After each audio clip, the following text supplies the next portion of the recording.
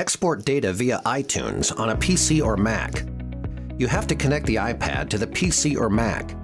The data of a selected patient can be exported by tapping on the Export button at the right side below the Edit Patient button. In the Context menu, select iTunes and the export will be confirmed. To export one or more patients' data, tap on Edit at the top of the patient list. Now you can select any number of patients. As soon as all patients are selected, tap on Export at the bottom of the list. In the Context menu, select iTunes and the export will be confirmed.